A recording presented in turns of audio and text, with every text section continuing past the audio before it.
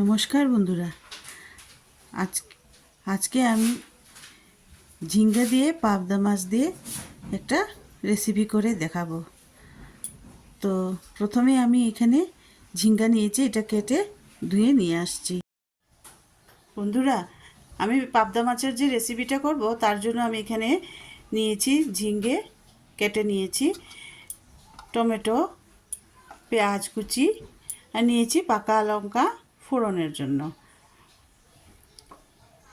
এখানে নিয়েছি আমি বেসন, হলুদ আর নুন। এখন আমি পাবদা মাছকে মেখে নিব। দেখুন, আমি বেসনের সঙ্গে এই পাবদা মাছটাকে ভালো করে নুন মাখিয়ে ভালো করে মেখে নিব।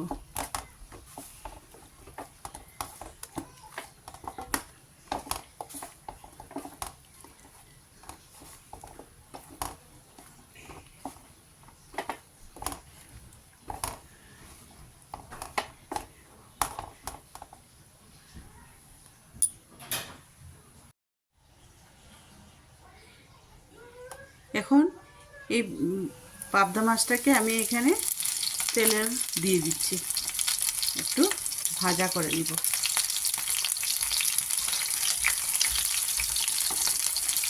বন্ধুরা, এইভাবে পাবদা মাছটা সচরাচর ভেঙে যায়, এইভাবে একবার বানিয়ে দেখবেন, একটাও ভাঙবে না। তো দেখতে থাকুন। দেখুন, আমার মাছ ভাঙেও নি আর সব ভাজা হয়ে যায় খুব সুন্দরভাবে, ফুটেও কম। দেখুন বন্ধুরা, আমার মাছ পুরো ভাজা হয়ে এসছে। এখন আমি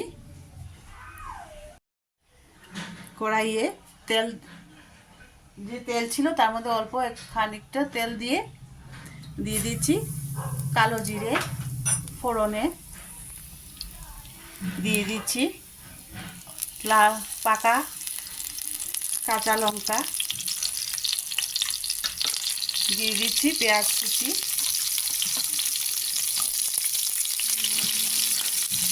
এটা একটু ভাজা করতে। এদিকে আমি নিয়েছি দেখুন তিল, কাঁচা লঙ্কা আর পোস্ত। আমি এটা গ্রাইন্ডারে ব্লেন্ড করে নিব। পেঁয়াজটা আমার ভাজা হয়েছে, দিয়ে দিচ্ছি টমেটো কুচি,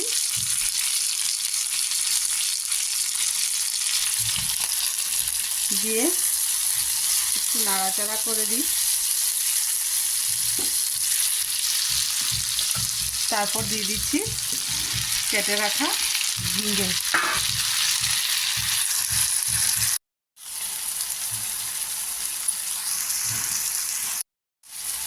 দিয়ে দিচ্ছি পরিমাণ মতো নুন, দিয়ে দিচ্ছি হলুদ। দেখুন, আমার এটা ভাজা হয়ে এসছে। এতে দিয়ে দিচ্ছি কাশ্মীরি লঙ্কা গুঁড়ো, দিয়ে দিচ্ছি তিল আর পোস্ত কাঁচা লঙ্কা বাটা একসাথে।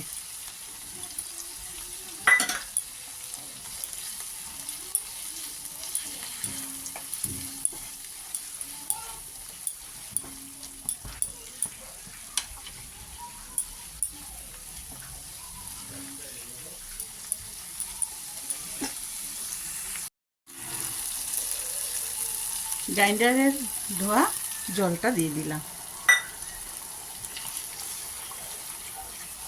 এবার 1-2 মিনিটের মতো কষাতে থাকবো, যতক্ষণ পর্যন্ত তেলটা ছেড়ে না আসে। দেখুন, আমার তেল ছেড়ে এসছে। এখন আমি জল দিয়ে দিচ্ছি।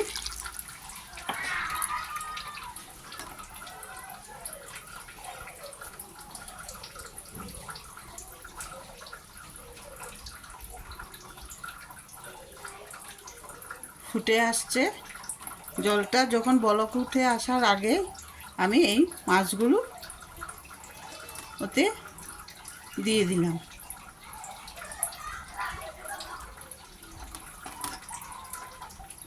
তো বন্ধুরা, এই রেসিপিটা দেখে যদি ভালো নিশ্চয়ই লাগবে আশা করি। একবার বানিয়ে খেয়ে দেখুন। আর আমার নতুন বন্ধুরা আমাকে সাবস্ক্রাইব করতে ভুলবেন না, লাইক করবেন, শেয়ার করবেন। এটা হোক, তো তারপর আমি সার্ভ করে দেখাচ্ছি। দেখুন বন্ধুরা, আমার রেসিপিটা পুরো হয়ে গেছে। তো বন্ধুরা, আমি সার্ভ করে দিলাম। তো দেখা হচ্ছে নেক্সট ভিডিওতে। দেখুন আমি সার্ভ করে দিয়েছি।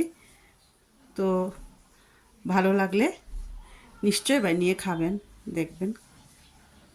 আর আমাকে সাবস্ক্রাইব করতে ভুলবেন না।